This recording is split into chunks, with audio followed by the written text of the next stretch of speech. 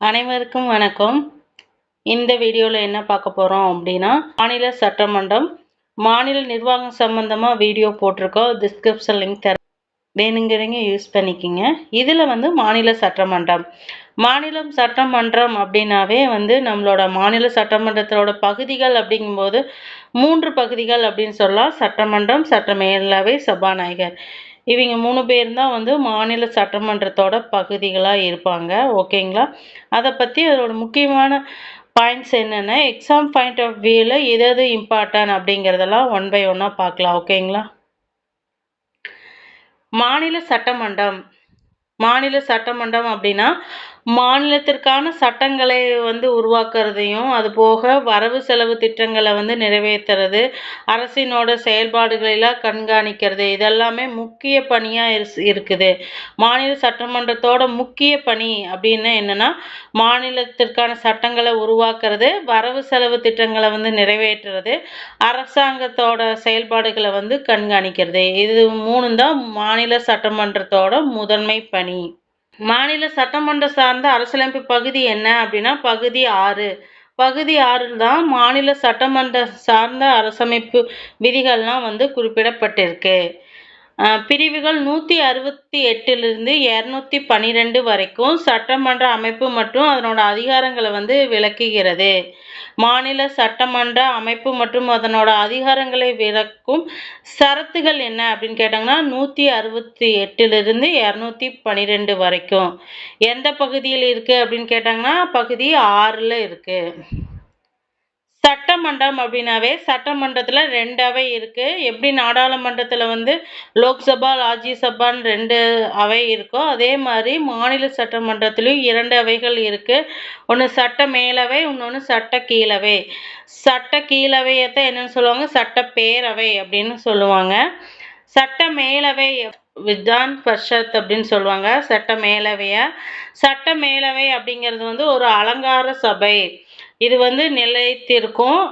கீழவையின் விருப்பத்தை சார்ந்தது. இது இருக்கிறதும் இல்லாததும் சட்டப்பேரவையோட விருப்பத்தை சார்ந்தது அப்படின்னு சொல்லப்படுகிறது.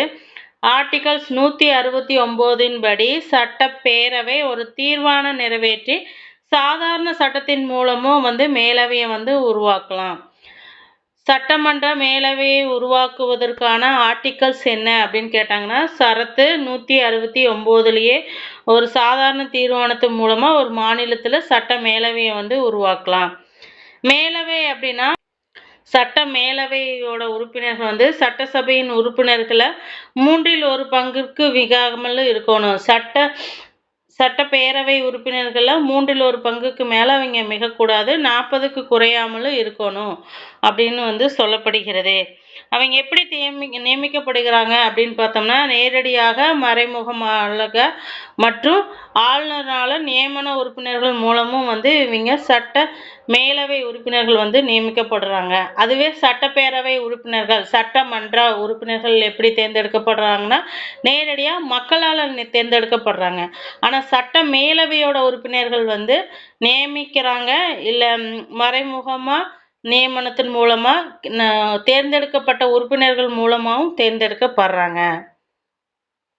1/3 பங்கு உறுப்பினர்கள் சட்டசபை தேர்ந்தெடுக்கப்பட்டவர்கள். அதாவது எம்எல்ஏ இருக்காங்களா, எம்எல்ஏ எல்லாம் சேர்ந்து 1/3 பங்கு உறுப்பினர்களை தேர்ந்தெடுப்பாங்க. இப்போ 90 பேர் 90% நம்பர்ஸ் இருக்காங்கன்னா அது 30 நம்பர்ஸை எம்எல்ஏக்கள்லாம் சேர்ந்து தேர்ந்தெடுத்துருவாங்க. அது போக 1/3 பங்கு உறுப்பினர்களை நகராட்சி, பிற உள்ளாட்சி ஆணையங்கள், அதாவது உள்ளாட்சி அமைப்புகள் மூலமா 1/3 பங்கு உறுப்பினர்கள் தேர்ந்தெடுக்கப்படுவாங்க.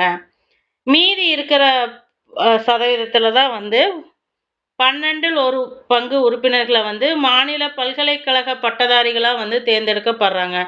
1/2 உறுப்பினர்கள் மாநில பல்கலைக்கழகத்தால் தேர்ந்தெடுக்கப்படுகிறார்கள். அதாவது பட்டதாரிகள்லாம் சேர்ந்து அந்த உறுப்பினர்களை 1/2 பங்கு உறுப்பினர்களை தேர்ந்தெடுப்பாங்க.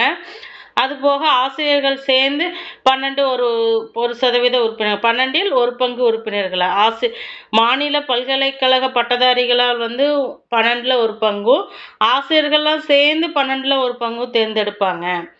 1/6 பங்கு உறுப்பினர்களை 1/6 பங்கு உறுப்பினர்களை கலை, சமூக அறிவியல் கூட்டுறவு இயக்கம் போன்றவற்றில் சிறந்து விளங்கும் நபர்களை வந்து ஆளுநர் தேர்ந்தெடுப்பார். 6ல் 1 பங்கு உறுப்பினர்களை. ஓகேங்களா? இதெல்லாம் தான் வந்து சட்ட மேலவை உறுப்பினர்கள் வந்து எந்தெந்த சதவீதத்தில் யார் யார் தேர்ந்தெடுக்கிறாங்க அப்படிங்கிறது. எம்எல்ஏக்கள் தனியாக தேர்ந்தெடுப்பாங்க, உள்ளாட்சி பிரதிநிதிகள் தனியாக தேர்ந்தெடுப்பாங்க, அது போக பட்டதாரிகள் சேர்ந்து 1 பங்கு 12ல் 1 பங்கும், ஆசிரியர் சேர்ந்து 12ல் 1 பங்கு உறுப்பினர்களை தேர்ந்தெடுப்பாங்க. ஆளுநர் வந்து 6ல் 1 பங்கு உறுப்பினர்களை வந்து நியமனம் செய்வார். அதாவது கலை, சமூக அறிவியல், கூட்டுறவு அந்த மாதிரி எல்லாத்துலேயும் சிறந்தவங்களை வந்து ஆளுநர் நியமனம் செய்வார். சட்ட மேலவை உறுப்பினர்கள் ஆகக்கூடியத தகுதிகள் என்னென்ன அப்படின்னு பார்த்தோம்னா, அவர் வந்து 30 வயது நிரம்பியவரா இருக்கணும். இந்திய குடிமகனா இருக்கணும். 30 வயது கம்ப்ளீட் ஆயிருக்கணும். இந்திய குடிமகனா இருக்கணும். வேற ஏதாவது எக்ஸ்ட்ரா தகுதி வேணும் அப்படிங்கிறத நிர்ணயிக்கிறது எது அப்படின்னு பார்த்தோம்னா நாடாளுமன்றம் தான். சட்ட மேலவை உறுப்பினர்களுக்கான தகுதிகள் வேற ஏதாவது சேர்த்தணும் அப்படின்னா அதை முடிவு செய்யறது எது அப்படின்னா நாடாளுமன்றம் தான். சட்ட மேலவையோட பதவி காலம் அப்படிங்கிறது 6 ஆண்டுகள். அது மறு தேர்தலுக்கும் மறு நியமனத்திற்கும் தகுதி உள்ளவர்கள். இப்போ ஒருத்தர் வந்து சட்ட மேலவை உறுப்பினராக தேர்ந்தெடுக்கப்பட்டிருக்காரு அப்படின்னா மறுபடியும் அவர் அதே உறுப்பினராக தேர்ந்தெடுக்கக்கூடிய தகுதி உடையவர் அப்படின்னு சொல்லப்படுகிறது. தமிழ்நாட்டில் வந்து சட்ட மேலவை கிடையாது. சட்ட மேலவை வந்து ஒழிக்கப்பட்டுருச்சு. 1986 நவம்பர் 1ஆம் தேதியிலிருந்து சட்ட மேலவை தமிழ்நாட்டில் ஒழிக்கப்பட்டுச்சு. இது முக்கியமானது. எப்போ ஒழிக்கப்பட்டுச்சுன்னா நவம்பர் 1 1986 தமிழ்நாட்டில் சட்ட மேலவையை வந்து ஒழிச்சிட்டாங்க. இந்தியாவில் மொத்தம் 6 மாநிலங்களில் வந்து சட்ட மேலவை வந்து இருந்துட்டுருக்கு. இந்தியாவில் 6 மாநிலங்களில் மட்டும்தான் சட்ட மேலவை வந்து இப்போ இருந்துட்டுருக்கு. எதில் அப்படின்னு பார்த்தோம்னா ஆந்திர பிரதேசம், பீகார், கர்நாடகா, மகாராஷ்டிரா, தெலுங்கானா, உத்தரப்பிரதேசம். அடுத்தது பார்த்தோம் அப்படின்னா சட்டமன்ற கீழவை. சட்டமன்ற கீழவை அப்படிங்கிறது சட்டமன்றம், சட்டப்பேரவை அப்படின்னு சொல்லப்படுகிறது. தமிழ்நாட்டில் வந்து சட்டப்பேரவை கீழவை மட்டும்தான் இருக்குது, மேலவை கிடையாது. மாநில அரசின் உண்மையான அதிகாரங்கள் வந்து சட்டப்பேரவைக்கு தான் இருக்குது. அதாவது மத்தியில் எப்படி நம்மளுக்கு மக்களவைக்கு தான் அதிக அதிகாரங்கள் இருக்கோ அதே மாதிரி மாநிலத்தில் சட்டமன்ற கீழவைக்கு தான் வந்து அதிக அதிகாரங்கள் இருக்கும். அதாவது சட்டப்பேரவை அப்படிங்கிறதுக்கு அதிக அதிகாரங்கள் இருக்கும். வயது வந்தோர் வாக்குரிமையின் அடிப்படையில் மக்களால் நேரடியாக தேர்ந்தெடுக்கப்பட்ட உறுப்பினர்களை கொண்டது தான் எது அப்படின்னா சட்டப்பேரவை. சட்டமன்ற உறுப்பினர்களின் எண்ணிக்கை வந்து மக்கள் தொகையை பொறுத்து மாநிலத்துக்கு மாநிலம் வேறுபடும். உறுப்பினர்களின் எண்ணிக்கையில் வந்து 500க்கு மிகாமலும், அதாவது எம்எல்ஏவோட உறுப்பினர்கள் எண்ணிக்கை ஒரு மாநிலத்துக்கு வந்து 500க்கு மேலே இருக்கக்கூடாது. அதே மாதிரி குறைந்தபட்சம் 60 கீழே போகக்கூடாது. அப்படி இருக்கிறது தான் என்னன்னா மாநிலத்தில் வந்து சட்டமன்ற உறுப்பினர்கள் வந்து தேர்ந்தெடுக்கப்படுற அதிகபட்சம் மற்றும் குறைந்தபட்ச உறுப்பினர்களின் எண்ணிக்கை என்ன அப்படின்னா அதிகபட்சம் 500க்கு மேலே போகக்கூடாது, குறைந்தபட்சம் 60 கீழே வரக்கூடாது. இது ஆர்டிகல்ஸ் 170 படி வந்து மாநில சட்டமன்றத்திற்கான தகுதிகள் அப்படின்னு சொல்லப்படுகிறது. சட்டப்பேரவையோட பதவிக்காலம் அப்படிங்கிறது 5 ஆண்டுகள். 5 ஆண்டுகள் அப்படிங்கிறது அதுக்கு முன்னாடியே கலைக்கப்படலாம். இப்போ தேர்ந்தெடுக்கப்பட்ட அரசோட நம்பிக்கையில்லா தீர்மானத்தில் வந்து தோல்வி அடைந்துச்சு அப்படின்னா 5 ஆண்டுகளுக்கு முன்னாடியே கலைக்கப்படும். அதனால் ஆனால் குறைந்த ஒரு சட்டமன்றத்தோட பதவிக்காலம் அப்படிங்கிறது 5 ஆண்டுகள். சட்டமன்ற கீழவையில் மொத்த உறுப்பினர்களின் எண்ணிக்கையில் வந்து 3ல் 1 பங்குக்கு மிகாமல் இருக்க வேண்டும். கீழவையோட மொத்த உறுப்பினர்களின் எண்ணிக்கை 3ல் 1 பங்குக்கு மிகாமல் இருக்க வேண்டும். மேலவை உறுப்பினர்களின் எண்ணிக்கை 40க்கு குறையாமல் இருக்கணும். மேலவை உறுப்பினர்களின் எண்ணிக்கை வந்து 40க்கு வந்து குறையாமல் இருக்கணும். அதே போக 3ல் 1 பங்கு உறுப்பினர்களுக்கு மேலே மிகாமலும் இருக்கணும் அப்படின்னு சொல்லப்படுகிறது. ஆங்கிலோ இந்திய ஒருவரை வந்து ஆளுநர் நியமித்துட்டு இருந்தாங்க. அதாவது சட்டமன்றத்திற்கு வந்து ஆங்கிலோ இந்திய உறுப்பினர்களில் ஒருத்தரை வந்து நியமிச்சிட்டு இருந்தாங்க. பட் அதை வந்து இப்போ எடுத்துட்டாங்க. இப்போ வந்து அந்த நியமனம் அப்படிங்கிறது இல்லை. சென்ட்ரல் கவர்மெண்ட்லேயுமே மக்களவைக்கு வந்து குடியரசுத் தலைவர் 2 ஆங்கிலோ இந்தியர்களை வந்து நியமிச்சிட்டு இருந்தாங்க. அதை எடுத்துட்டாங்க. அதே மாதிரி இங்கே மாநிலத்திலையும் வந்து ஆளுநர் வந்து ஒரு ஆங்கிலோ இந்தியரை வந்து சட்டப்பேரவைக்கு நியமிச்சிட்டு இருந்தார் ஒரு உறுப்பினரை. அதையும் இப்போ எடுத்தாச்சு. ஓகேங்களா? தாழ்த்தப்பட்ட வகுப்பினர் மற்றும் பழங்குடியினருக்கான அவையில் இடங்கள் ஒதுக்கப்பட்டு இருக்கு. அதாவது தாழ்த்தப்பட்ட வகுப்பினர் பழங்குடியினருக்கும் அவையில் இடங்கள் இடஒதுக்கீடு கொள்கை வந்து அரசியலையும் பின்பற்றிட்டு தான் வராங்க. அதைத்தான் சொல்றாங்க. சட்டம் பேரவை உறுப்பினராகக்கூடிய தகுதிகள் என்னென்ன அப்படின்னு சொன்னோம்னா, இந்திய குடிமகனா இருக்கணும், 25 நிறைவடைந்தவர். அதாவது 25 நிறைவடைந்தவர் யார் வேணாலும் வந்து சட்டப்பேரவை உறுப்பினர்கள் ஆக முடியும். பாராளுமன்றத்தால் வந்து சட்ட வரையறை செய்யப்பட்ட மற்ற தகுதிகள் வந்து அவர் பெற்றிருக்கணும். இதுதான் வந்து ஒரு சட்டமன்ற உறுப்பினர் ஆகக்கூடிய தகுதிகள். தகுதியின்மை அப்படின்னு என்ன, ஒருவர் வந்து சட்டசபைகள்ல இரு சபையில முடியாது. அதாவது சட்ட மேலவையிலும் சட்ட கீழவையிலும் ஒருவர் வந்து ஒரே நேரத்துல வந்து உறுப்பினரா இருக்க முடியாது. ஓகேங்களா? ஏதாவது ஒரு சபையில தான் உறுப்பினரா இருக்க முடியும். மாநில சட்டமன்றத்திலும் மத்திய பாராளுமன்றத்திலும் ஒரே நேரத்துல உறுப்பினரா இருக்க முடியாது. இங்க ஒருத்தர் எம்எல்ஏவா இருக்காரு அப்படின்னா, எம்பி எலெக்ஷன்ல நிக்கணும் அப்படின்னாவே இங்க எம்எல்ஏ பதவியை ராஜினாமா செய்துட்டு எம்பிக்கு போய் நிக்கணும். சப்போஸ் ஒருத்தர் எம்பியா இருக்காரு அப்படின்னா எம்எல்ஏ எலெக்ஷனுக்கு வர்றாருன்னா அந்த பதவியை ராஜினாமா செய்துட்டு தான் எம்எல்ஏ எலெக்ஷனுக்கு வரணும். ஒருத்தர் வந்து எம்எல்ஏவாகவும் எம்பியாவும் வந்து ஒரே நேரத்துல இருக்க முடியாது.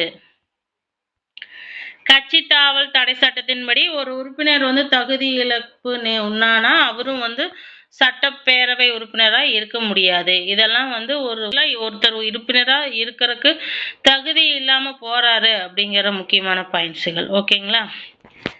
சட்டமன்றத்தோட பதவிக்காலம் 5 ஆண்டுகள். ஓகே, அது தெரியும். சட்டமன்றத்தோட பதவிக்காலம் 5 ஆண்டுகள்.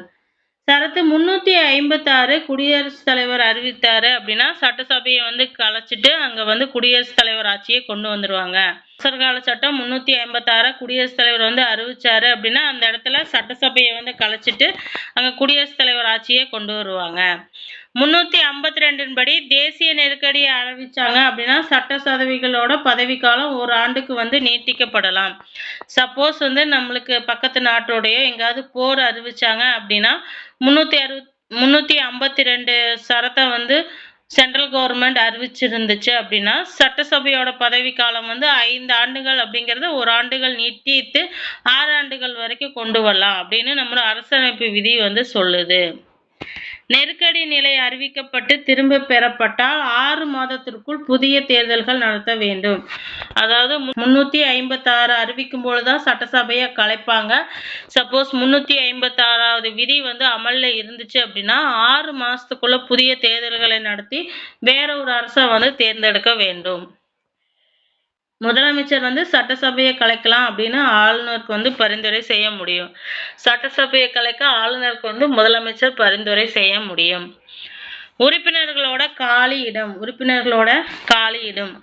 ஏதேனும் காரணத்தால் தகுதி இழப்பு உள்ளாக்கும் போது அந்த உறுப்பினரோட இடம் வந்து காலியாக இருக்கும் அப்படின்னு அறிவிச்சிருவாங்க. அவையில முன் அனுமதியின்றி தொடர்ச்சியாக 60 நாட்கள் வராம இருந்தாங்க. தொடர்ச்சியா எத்தனை நாட்கள் ஒரு உறுப்பினர் வந்து அவைக்கு வராமல் இருந்தா அவரோட இடம் காலி இடம் அறிவிக்கப்படும்னா 60 நாட்கள் தொடர்ச்சியா அவர் வராம இருந்தாரு அப்படின்னா அவரை வந்து அந்த இடம் காலியானதா அறிவிக்கப்படும் அப்படிங்கிறாங்க. உறுப்பினர்களின் தேர்தல் செல்லாது என நீதிமன்றம் தீர்ப்பளிச்சுச்சு. அதாவது வழக்கு நடந்துட்டு இருக்கும்போது அவர் தேர்ந்தெடுக்கப்பட்ட தேர்தல் செல்லாது அப்படின்னு அறிவிச்சாங்க அப்படின்னா அந்த உறுப்பினர் வந்து தகுதி இழக்க நேரிடும். இது வந்து சட்டசபைக்கும் பொருந்தும் பாராளுமன்றத்துக்கும் பொருந்தும். சட்டப்பேரவை உறுப்பினர்களோட தகுதிகளும் உரிமைகளும் என்னென்ன அப்படின்னு பார்த்தோம்னா மத்திய பாராளுமன்ற உறுப்பினர்கள் போலவே மாநில சட்டமன்ற உறுப்பினர்களுக்கு வந்து பேச்சு சுதந்திரம் உரிமை அந்த மாதிரி உரிமையெல்லாம் இருக்குது. இப்போ நான் சட்டமன்றத்தில் ஏதாவது பேச்சிருக்காங்க அப்படின்னா அதுக்கு எதிராக அவர் மேலே நடவடிக்கை எடுத்து கைது செய்ய முடியாது. சட்டமன்றத்தில் பேச்சினாரு அப்படிங்கறதுக்காக அவர் மேலே அதுக்கு எதிராக நடவடிக்கை எடுத்து கைது செய்ய முடியாது. அது வந்து அவரோட சிறப்பு உரிமை அப்படின்னு சொல்லலாம். மாநில பட்டியல் மற்றும் பொதுப்பட்டியலில் உள்ள எந்த துறைகளுக்கும் சட்டம் இயற்றும். ஒரு சட்டமன்றம் அப்படின்னா அதனோட அதிகாரம் பணிகள் என்ன அப்படின்னு பார்த்தோம்னா மாநில பட்டியலும் மற்றும் பொதுப்பட்டியலில் இருக்கிற எல்லா துறைகளும் சம்பந்தமா வந்து அது சட்டம் இயற்றலாம். பட் பொதுப்பட்டியலில் உள்ள துறைகள் மீது சட்டம் மாநில அரசு இயற்றும் போது மத்திய அரசும் அந்த துறை மேல சட்டம் இயற்றுச்சு அப்படின்னா மத்திய அரசு இயற்றின சட்டம் தான் செல்லும். மாநில அரசு இயற்றின சட்டம் செல்லாது. பொதுப்பட்டியல் மீள மத்திய பட்டியலில் இருக்கிற துறைகள் மீது மாநில அரசு எந்த சட்டமும் இயற்ற முடியாது. பொதுப்பட்டியல் மேல மாநில அரசும் சட்டம் இயற்றி மத்திய அரசும் சட்டம் இயற்றும் போது எது செல்லும் அப்படின்னு கொஸ்டின் கேட்டா மத்திய அரசு இயற்ற சட்டம் தான் செல்லும். மாநில அரசு இயற்றின சட்டம் பொதுப்பட்டியல் மீது செல்லாது. பண மசோதாக்களை அறிமுகம் செய்து நிறைவேற்றும். பண மசோதாக்களை அறிமுகம் செய்து நிறைவேற்றுறது ஒரு சட்டமன்றத்தோட கடமை. பாராளுமன்றத்தால் நிறைவேற்றப்பட்ட அரசியலமைப்பு திருத்த மசோதாக்கள் ஒப்புதலுக்கு வந்தா அதற்கு ஒப்புதல் அளித்தல் அல்லனா மறுக்கிறது. இது சட்டமன்றத்தோட முக்கிய பணி அப்படின்னு சொல்லலாம். பாராளுமன்றத்தில் ஒரு மசோதா நிறைவேற்றப்பட்டுச்சு, அது இந்தியாவில் இருக்கிற அனைத்து மாநில சட்டமன்றத்திலும் நிறைவேற்றப்படணும் அப்படின்னு சொல்லி அனுப்பிச்சு வச்சாங்க அப்படின்னா அந்த சட்ட திட்டத்தை நிறைவேற்றலாம், இல்லைன்னா எங்களுக்கு இது வேண்டாம் அப்படின்னு சொல்லி அது மறுக்கறதுக்கு சட்டமன்றத்திற்கு உரிமை இருக்கு. மாநில பொதுப்பணி ஆணையம் இந்திய கணக்காய்வாளர் மற்றும் தணிக்கையாளர் ஆகியோர் சமர்ப்பிக்கும் அறிக்கையை பரிசீலிக்கும். மாநிலத்துல ஆடிட்டிங் பண்றாங்களா, அதனோட அறிக்கையை ஆளுநர் சமர்ப்பிப்பாரு. ஆளுநர் கொண்டு சட்டமன்றத்துல சமர்ப்பிக்காங்க. அதாவது ஆளுநருடைய பேர்ல நிதி அமைச்சர் இல்லை ஏதோ ஒரு அமைச்சர்கள் சமர்ப்பிப்பாங்க. அந்த அறிக்கையை சட்டமன்றம் தான் பார்த்து பரிசீலிக்கும். சபாநாயகரையும் துணை சபாநாயகரையும் தேர்ந்தெடுக்கிறது யாரு அப்படின்னா சட்டமன்ற உறுப்பினர்கள் தான் சபாநாயகரையும் துணை சபாநாயகரையும் தேர்ந்தெடுப்பாங்க. சட்டமன்ற மேலவையும் சட்டமன்ற கீழவையும் நம்ம கம்பேர் பண்ணா எதுக்கு அதிக அதிகாரம் இருக்கு அப்படின்னு பார்த்தோம்னா சட்டமன்ற கீழவை, அதாவது சட்டப்பேரவைக்கு தான் அதிக அதிகாரம் இருக்கு. அனைத்து யூனியன் பிரதேசங்களிலும் சட்டப்பேரவை அப்படிங்கிறது ஒண்ணு இல்ல. டெல்லிக்கும் பாண்டிச்சேரிக்கும் தான் சட்டப்பேரவை அப்படிங்கிற ஒரு இதே இருக்கு. அதனாலதான் அந்த 2 யூனியன் பிரதேசங்கள்லயும் முதலமைச்சர் தேர்ந்தெடுக்கப்படுறாங்க. மற்ற யூனியன் பிரதேசங்கள்ல முதலமைச்சர் இருக்க மாட்டாங்க. டெல்லியிலயும் பாண்டிச்சேரியிலையும் தான் முதலமைச்சர்கள் தேர்ந்தெடுக்கப்படுறாங்க. சட்டமன்ற அலுவலர்கள் அப்படின்னா மாநில சட்டமன்றத்தின் ஒவ்வொரு அவையும் அதற்கென தனியே அவைத்தலைவரை கொண்டிருக்கும். சட்டமன்றத்துல ஒவ்வொரு அவையும் அதற்கு தனியா ஒரு அவைத்தலைவரை கொண்டிருக்கும். கீழவை சட்டப்பேரவைக்கு சபாநாயகரும் துணை சபாநாயகரும் மேலவை கீழவைக்கு சபாநாயகர் துணை சபாநாயகர் இருப்பாங்க. மேலவைக்கு மேலவை தலைவர் மேலவை துணை தலைவர் அப்படின்னு சொல்லி அவங்க 2 பேரும் இருப்பாங்க. அவையை தலைமை தாங்கி வழிநடத்தி செல்ல அந்தந்த அவையின் உறுப்பினர்களால் தேர்ந்தெடுக்கப்படுகிறார்கள். அதாவது அந்த அவை இப்ப மேலவை உறுப்பினர்கள் மேலவை தலைவரையும் துணை தலைவரையும் மேலவை உறுப்பினர்கள் தேர்ந்தெடுப்பாங்க. அதே போக கீழவை உறுப்பினர்கள் சபாநாயகரை துணை சபாநாயகரை தேர்ந்தெடுப்பாங்க. பேரவை தலைவர் த ஸ்பீக்கர் இவர் சட்டமன்றத்தோட ஒரு பகுதி அப்படின்னு சொல்லப்படுகிறது. ஏன்னா சட்டமன்ற கூட்டத்தொடர்கள் நடத்துறதும் வழிகாட்டுறதுல யாரு அப்படின்னு பார்த்தா பேரவை தலைவர் தான். அவர் தான் யாரு அப்படின்னா சட்டமன்றத்தோட தலைவர் அப்படின்னு சொல்லலாம். சபாநாயகரை கீழவையின் உறுப்பினர்கள் தமக்குள் தேர்வு செய்யறாங்க. புதிய பேரவையின் முதல் கூட்டத்தொடர் முதல் கூட்டத்தொடரை அவர் தேர்ந்தெடுக்கப்படுகிறார். இப்போ புதுசா ஒரு அரசு அமையுது அப்படின்னா அதனோட முதல் கூட்டத்தொடர்லயே சபாநாயகர் தேர்ந்தெடுக்கப்படுவாரு. அது எந்த விதியின்படி அப்படின்னா சரத்து 178 படி சபாநாயகர் முதல் கூட்டத்தொடர் தேர்ந்தெடுக்கப்படணும் அப்படின்னு சொல்லுது சரத்து 178. பேரவைத் தலைவர் பொதுவாக பேரவையின் பதவிக்காலம் வரை செயல்படுவாரு. பேரவையின் பதவிக்காலம் அப்படிங்கிறது 5 ஆண்டுகள். அது வரைக்கும் அவர் செயல்படுவாரு.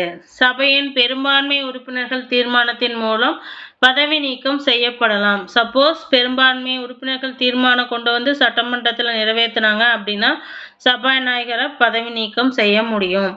அதற்கு 14 நாட்களுக்கு முன்பாகவே அவருக்கு நோட்டீஸ் நாம கொடுத்துடணும். சட்டமன்றம் 14 நாட்களுக்கு முன்பாக உங்களை நாங்க பதவி நீக்க தீர்மானத்தை சட்டமன்றத்துல கொண்டு வரோம் அப்படிங்கிற நோட்டீஸை கொடுக்கணும்.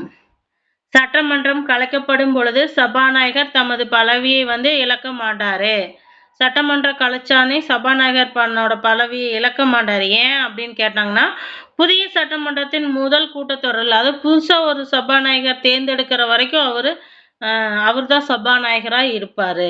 புதிய சட்டமன்றத்தோட முதல் கூட்டத்தொடர் வரைக்கும் முதல் கூட்டத்தொடர் வரைக்கும் தன்னோட பதவியை வந்து அவர் தொடர்ந்துட்டு வருவார். சபாநாயகர் இல்லாத போது அவரோட பணியை செய்பவர் யாரு அப்படின்னு பார்த்தோம்னா துணை சபாநாயகர் தான். சபாநாயகர் இல்லாத போது அவர் பணியை செய்வார். பேரவையின் கூட்டம் நடக்கும் பொழுது அதற்கான விதிகளை பின்பற்றி ஒழுக்கங்களையும் அமைதியையும் நிலைநாட்டுவார்.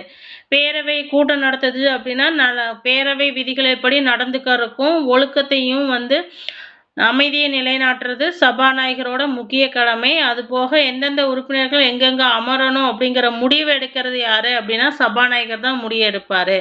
அவர்களோட அமர்ந்திருக்கும் இடத்தையும் முடிவு செய்யறது சபாநாயகர் தான். ஒரு மசோதா வந்து சாதாரண மசோதாவா அல்லது நிதி மசோதாவா அப்படின்னு முடிவு செய்யறது யாரு அப்படின்னா சபாநாயகர் தான் ஒரு மசோதாவை சாதாரண மசோதாவா இல்லை நிதி மசோதாவான்னு முடிவு செய்வாரு. மசோதாக்கள் வாக்களிப்பின் முடிவில் எதிர்ப்பு அல்லது ஆதரவு வாக்குகள் சம எண்ணிக்கையில் இருந்துச்சு. ஒரு மசோதா வாக்கெடுப்பு நடத்துறாங்க, அதனோட முடிவுல வந்து சமமா இருக்குது அப்படின்னா அதை முடிவுக்கு கொண்டு வரக்கு சபாநாயகர் வந்து தன்னோட வாக்கை செலுத்தலாம். அது வரைக்கும் அவரோட வாக்கை செலுத்த மாட்டாரு. ரெண்டு சைடுமே இப்போ மசோதா வேணும்னு 50 பேர் சொல்றாங்க, வேண்டான்னு அவர் 50 பேர் சொல்றாங்க அப்படின்னா அந்த இடத்துல சபாநாயகர் தன்னோட வாக்கை வந்து செலுத்தலாம். சட்டமன்ற குழுக்களின் தலைவர்களை நியமனம் செய்யறாரு. இப்ப அப்பப்போ எப்படி பாராளுமன்றத்துல தற்காலிக குழுக்கள் ஏற்படுமோ அதே மாதிரி சட்டமன்றத்திலையும் ஒவ்வொரு பிரச்சனையை விசாரிக்கிறதுக்கு குழுக்கள் ஏற்படும். அந்த குழுக்களோட தலைவர்களை வந்து நியமனம் செய்வர் யாரு அப்படின்னா சபாநாயகர் தான். அமைச்சர்களை உறுப்பினராக கொண்ட ஒரு குழுக்கள் வந்து ஏற்படுத்துவாங்க. அதனோட உறுப்பினரின் தலைவர்களை நியமிக்கிறது வந்து சபாநாயகர். உறுப்பினர்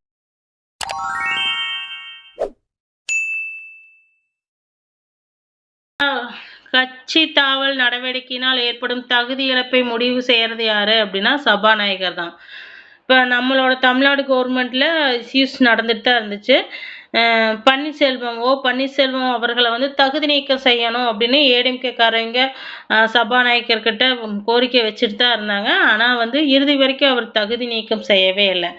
ஏன்னா அவர் வந்து அந்த கட்சி அந்த சின்னத்துல நின்று ஜெயிச்சவர் தான். எங்கேயும் வந்து போகாம அதுக்குள்ளேயே தான் ஏடிஎம்கேலயே தான் இருந்துட்டு இருந்தாரு. அதனால அவர் தகுதி நீக்கம் செய்யப்படல. ஆனா இப்போ அவர் டிஎம்கேவுல போய் சேரும்போது அவரோட பதவியை ராஜினாமா செஞ்சுட்டு தான் வந்து டிஎம்கேவோட சேர்றாரு.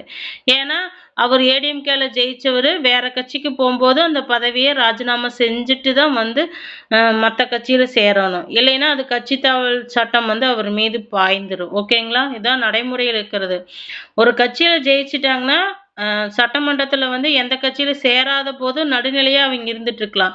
சப்போஸ் வேற கட்சிக்கு அவர் போய் சேர்றாரு அப்படின்னா எந்த கட்சியில ஜெயிச்சாரோ அந்த பதவியை ராஜினாமா செய்துட்டு தான் மற்ற கட்சியில போய் இணையணும். இல்லைன்னா அவர் மேல கட்சி தாவல் தடை சட்டம் வந்து நிறைவேற்றப்படும். ஓகே, அடுத்தது என்னன்னா சட்ட மேலவை தலைவர் சேர்பர்சன். இது சட்ட மேலவை எங்கெல்லாம் இருக்கோ அங்கதான் இவர் இருப்பாரு. நம்ம தமிழ்நாட்டுல வந்து கிடையாது. சட்ட மேலவை நடத்துபவர் யாருன்னு பார்த்தா மேலவை தலைவர். மேலவை தலைவர் வந்து மேலவை துணை தலைவர் ஆகியோர்லாம் மேலவை உறுப்பினர்களால் தேர்ந்தெடுக்கப்படுகிறாங்க. இதான் வந்து முக்கியமானது. ஓகேங்களா?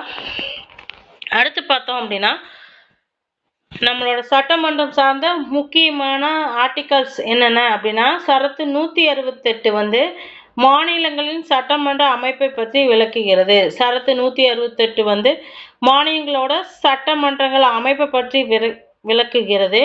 169 மாநிலங்களில் சட்டமன்ற மேலவை ஒழித்தல் மற்றும் உருவாக்குதல் பற்றி 169 வந்து கூறுது. எப்படி மாநில சட்டமன்ற மேலவைகளை உருவாக்கலாம் இல்லைன்னா ஒழிக்கலாம் அப்படிங்கிற சார்ந்த ஆர்டிகல்ஸ் என்ன அப்படின்னா 169. 170 என்ன சொல்லுதுன்னு பார்த்தோம்னா சட்டப்பேரவைகள்னு அமைப்பு. சட்டப்பேரவையோட அமைப்பு என்ன அப்படின்னு சொல்லுது. 171 சட்ட மேலவையோட அமைப்பு பற்றி சொல்லுது. சட்டப்பேரவை அமைப்பு பற்றி 170, 171 சட்ட மேலவை அமைப்பு பற்றியும் குறிப்பிடுகிறது. 172 மாநில சட்டமன்றங்களோட காலம் எவ்வளவு அப்படின்னு சொல்லுது. மாநில சட்டமன்றங்களோட காலம் எவ்வளவு காலம் நீட்டி இருக்கும் அப்படின்னும் மாநில சட்டமன்ற உறுப்பினருக்கான தகுதிகள் அப்படிங்கிறது 173. இந்த ஆர்டிகல்ஸ் முக்கியமான ஆர்டிகல்ஸ். 173 அப்படிங்கிறது மாநில சட்டமன்ற உறுப்பினருக்கான தகுதிகள் 173. 175 ஆளுநரின் அவை அல்லது இல்லங்களில் உரையாற்றும் செய்தி அனுப்பவும் உரிமை. ஆளுநர் வந்து அவையில் அல்லது இல்லங்களில் உரையாற்றவும் செய்தி அனுப்புறதுக்கும் உரிமை இருக்கிறத சொல்கிற ஆர்டிகல்ஸ் என்ன அப்படின்னா 175. 175ங்கிறது ஆளுநர் சார்ந்த சரத்து. 177 அமைச்சர்கள் தலைமை வழக்கறிஞர்களோட உரிமைகளை பற்றி விவரிக்கிறது. 177 அமைச்சர்கள் தலைமை வழக்கறிஞர்களோட உரிமைகளை விவரிக்கிறது. 178 சட்டமன்ற சபாநாயகர் மற்றும் துணை சபாநாயகர் பதவி பற்றி விவரிக்கிறது. 178 சட்டமன்றம் சபாநாயகர் மற்றும் துணை சபாநாயகர் பதவி பற்றி விவரிக்கிறது. 179 சபாநாயகர் துணை சபாநாயகர் பதவி நீக்கம் காலியாக இருக்கிறத பற்றி 179 விவரிக்கிறது. 182 சட்ட மேலவை தலைவர் மற்றும் துணை தலைவரோட பதவி பற்றி 182 விவரிக்கமான விதிகள். அடுத்து பார்த்தோம் அப்படின்னா சட்டம் இயற்றும் முறைகள். ஒரு சட்டமன்றத்தில் ஒரு சட்டம் நிறைவேற்றுறாங்கன்னா அதுக்கு என்னென்ன நடைமுறைகளை பின்பற்றுவாங்க அப்படிங்கிறத பார்க்கலாம். மாநில சட்டமன்றத்தோட முக்கிய பணியே என்ன அப்படின்னு பார்த்தோம்னா சட்டம் இயற்றுதல் தான். அதில் ஒன்றிய நாடாளுமன்றத்தில் என்னென்ன நடைமுறைகள் மற்றும் செயல்முறைகளை பின்பற்றுறாங்களோ அதே மாதிரி தான் இங்கே சட்டமன்றத்திலையும் நடைமுறைகளை பின்பற்றி ஒரு சட்டத்தை நிறைவேற்றுறாங்க. பண நிதி மசோதா அல்லாத இதர சாதா மசோதாக்கள் சட்டசபையின் எந்த சபையிலும் அறிமுகப்படுத்தலாம். பண மசோதா அல்லாத வேற எல்லா மசோதாக்களையும் சட்டசபையில 2 சபையிலையும் அறிமுகப்படுத்தலாம். பண மசோதா சட்டப்பேரவை அதாவது சட்டமன்ற கீழவையில் மட்டும்தான் அறிமுகப்படுத்தப்படும். சட்டப்பேரவை அதாவது சட்டமன்ற கீழவையில் மட்டும்தான் பண மசோதா அறிமுகப்படுத்தப்படும். மத்தியில் எப்படி பண மசோதா மக்களவையில் தான் அறிமுகப்படுத்தணுமோ அதே மாதிரி தான் மாநிலங்கள்லையும் பின்பற்றாங்க. இரு சபைகளில் உள்ள மாநிலங்களில் ஒரு மசோதா சட்டப்பேரவையில் நிறைவேற்றப்பட்டு சட்ட மேலவைக்கு அனுப்புவாங்க. 2 சட்டமன்றம் இருக்குல்ல அங்கெல்லாம் ஒரு மசோதாவை சட்டப்பேரவையில் நிறைவேற்றினதுக்கு அப்புறம் சட்ட மேலவைக்கு அனுப்பி வைப்பாங்க. சட்ட மேலவை அந்த மசோதாவை நிராகரிக்கலாம் அல்லது 3 மாதத்து முடியும் வரை மசோதாவை நிறுத்தி வைக்கலாம். இது மட்டும்தான் சட்ட மேலவை செய்ய முடியும். சட்டப்பேரவை ஏற்றுக்கொள்ளாத திருத்தங்களுடன் சட்ட மேலவை மசோதாவை நிறைவேற்றலாம். சட்டப்பேரவை ஏற்றுக்கொள்ளாத சில திருத்தங்களையும் சட்ட மேலவை மசோதாக்களை நிறைவேற்றலாம். இந்த மாதிரி பிரச்சனையெல்லாம் வரங்காட்டி தான் தமிழ்நாட்டில் சட்ட மேலவையே எடுத்துட்டோம். ஏன்னா மக்களால் தேர்ந்தெடுக்கப்பட்ட சட்டமன்ற உறுப்பினர்கள் நிறைவேற்றிய மசோதாவில் சட்ட மேலவை திருத்தங்கள் செய்யலாம் அப்படிங்கும்போது அது முரண்பாடு வரும் 2க்கும். அந்த பிரச்சனை வரக்கூடாதுன்னு தான் தமிழ்நாட்டில் சட்ட மேலவையவே எடுத்துட்டாங்க. சட்டசபையால் நிறைவேற்றப்பட்ட மசோதாவிற்கு மாநில ஆளுநர் இசைவு அளித்தால் சட்டம் ஆகிறது. இல்லைன்னா அது என்ன ஆகும், பெண்டிங்கில் தான் இருக்கும். மசோதா குடியரசுத் தலைவர் ஒப்புதலுக்கு சென்றால் திருத்தங்களுடன் திருத்தி அனுப்பப்படலாம். இல்லைன்னா திருத்தங்கள் செய்து சட்டமன்ற குடியரசுத் தலைவருக்கு மீண்டும் அனுப்பும். அம்மசோதா 2 தடவை சட்டமன்றத்தால் நிறைவேற்றப்பட்ட போதிலும் குடியரசுத் தலைவர் அதற்கு சம்மதம் தர வேண்டிய கட்டாயம் இல்லை. இப்போ ஒரு மசோதா போகுது குடியரசுத் தலைவருக்குன்னா அவர் திருத்தங்கள் செய்யுங்க அப்படின்னு சொல்லி மாநில சட்டசபைக்கு பரிந்துரைப்பாங்க. அதை திருத்தம் செய்யலாம், செய்யாமலே இருக்கலாம்.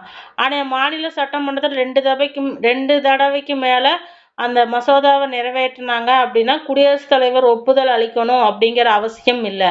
ஆனால் ஆளுநர் அந்த மசோதாவுக்கு ஒப்புதல் அளிச்சுதான் ஆகணும். 2 தாட்டி ஒரு சட்ட மசோதாவை மாநில சட்டமன்றத்தில் நிறைவேற்றிட்டாங்க அப்படின்னா ஆளுநர் அதுக்கு ஒப்புதல் அளிச்சுதான் ஆகணும்.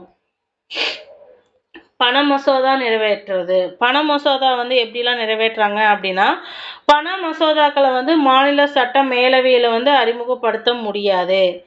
அது தெரிஞ்ச விஷயம்தான். பண மசோதா பேரவையில் நிறைவேற்றி மசோதா பின் மேலவையின் அறிமுகம் செய்யப்படும்.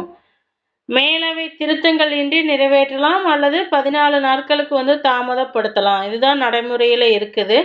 14 நாட்களுக்குள்ள அது திருப்பி அனுப்பவில்லை அப்படின்னா இரு சபைகளிலும் நிறைவேற்றப்பட்டதா கருதப்படும்.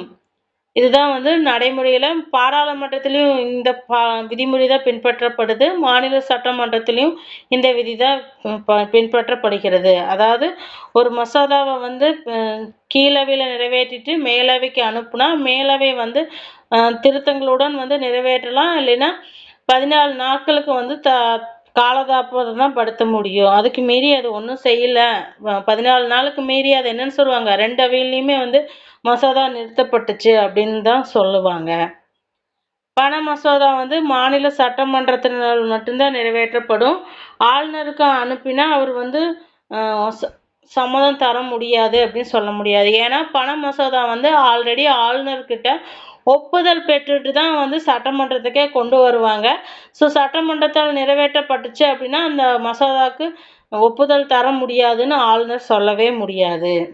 ஆளுநர் ஒப்புதல் பெற்ற பிறகுதான் பண மசோதா வந்து சட்டமன்றத்தில் அறிமுகப்படுத்தப்படும். சட்டமன்றத்தில் பண மசோதா அறிமுகப்படுத்தப்பட்டு தான் அது சட்டமாவதற்கு ஆளுநர் கையொப்பமிட்டு தான் ஆக வேண்டும். ஓகேங்களா? இதுதான் வந்து சட்டமன்றம் சார்ந்த முக்கியமான பாயிண்ட்ஸ் எல்லாம் பார்த்துட்டோம்.